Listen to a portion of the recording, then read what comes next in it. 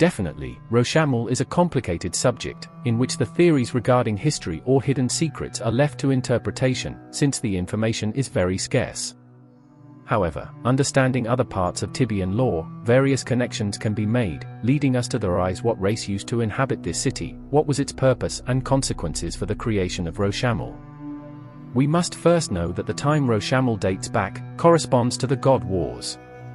At that time, humans did not even exist, therefore, we can immediately rule out humans. Based on available information, we know that many of the ancients were wiped out of existence, however, there are still some survivors of those ancients. Some of the known ancients include the dwarfs, elves, minotaurs, cyclops, dragons and even the Yalahari. Following this logic, we know that the race that Rochamel created was a race with great magical powers and even capable of weaving dreams. Therefore we can rule out all but the elves and Yalahari, who would be ideal candidates. As for the Yalahari, they were responsible for discovering Varafor by chance through some research done in Yalahar. On the other hand, the race mentioned here didn't even know of its existence, and by then Varafor already existed. Therefore, we can also rule out the Yalahari. This leaves us with one option. The creators of Rochamel were probably a race of elves. This fact would fit perfectly, since we know that the elven caste called Teshiels had this ability to inhabit dreams. They were even responsible for teaching the Nightmare Knights the ability of dream walking.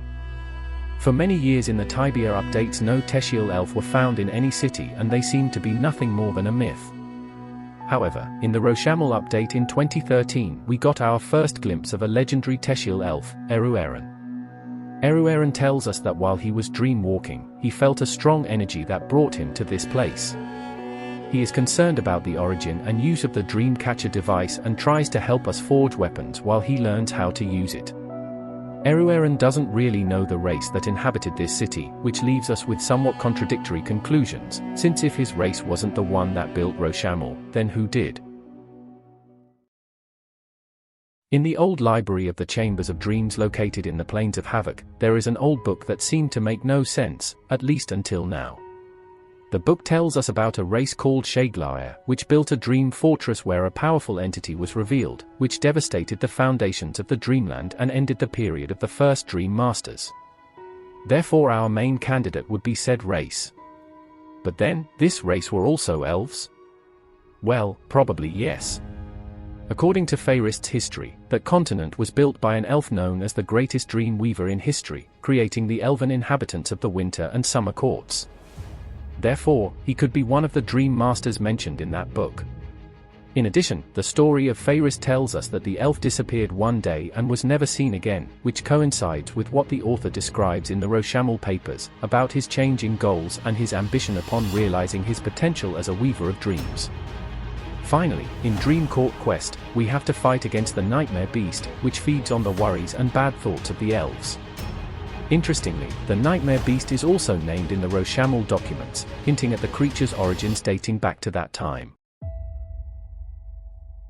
Be that as it may, this race could be extinct, or perhaps some members are still alive, even working for Varafor. This theory is based on the fact that the Ring of Ending is a ring made up of a crystal. And as mentioned in the first chapter, said race communicated through dream crystals. This could indicate that their communication was through this ring and they were the carriers. In this way, Varafor could have influenced his thinking through said ring, and for that reason, this ring is known as a ring of corruption. The history of the elves is incredible and is shrouded in mystery. Today we only scratched the surface, but in reality Rochamel's background extends far beyond the barrier of dreams and is reflected in the most recent quests. For example, Grave Danger Quest tells us about an organization called Shiren Fal, whose organization is made up of various members of races created in the God Wars. Today, this organization has involved many more races and individuals, working in secret and operating for an entity that seems to have more presence every day, Varafor. Some of the confirmed members are Iskander the Banished, coincidentally another elf, dressed in black, like no other elf in Tibia.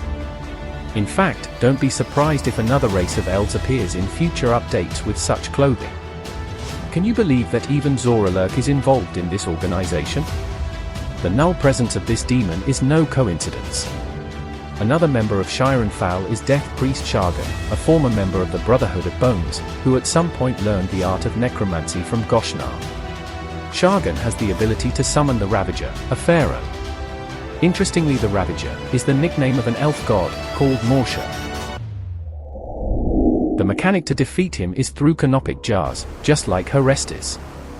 Could it be that Shargan has already visited and desecrated said tomb, taking with him some remains and artifacts to use in his favor? Or maybe the Ravager always lived in Rathleton.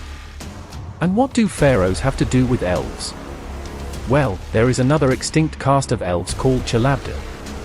They used to live in Svargrond, until one day they also mysteriously disappeared. The elves of AB Dendriel tell us about the other castes of elves, but there are absolutely no NPCs in Tibia who tell us about the Chalabdil. Its physical characteristics are somewhat interesting. It was a caste characterized by being much taller than the other elves, their skin was bluish in color and their eyes were blue or pale green. If we analyze in detail, we can find some surprises. For example, a mummy is a human transformed into the undead, therefore the size of it is similar to ours. So why are pharaohs taller, and why are their eyes also blue or pale green? On the other hand, Rathleton also mentions some native elves of the island with the same physical characteristics, in a time long before humanity. Coincidentally, it is the same city where we find the Ravager. As I said before, these elves also lived in Svargrond, where we can find a place with a somewhat peculiar object, an ancient tiara.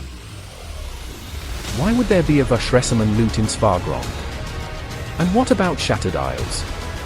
It was also inhabited by elves in the past. In addition, Farumbras visited both the Svargrond and the Shattered Isles in search of ancient and powerful artifacts. Same places that two known demons are summoned, Gazbaran and Morgoroth. And lastly, the elves on the Shattered Isles caused a great catastrophe in an attempt to create a world of dreams, leaving the Shattered Isles as the geography we see today. Do you know the name of the ritual performed by those elves? It's called Sundering. Does that name sound familiar to you?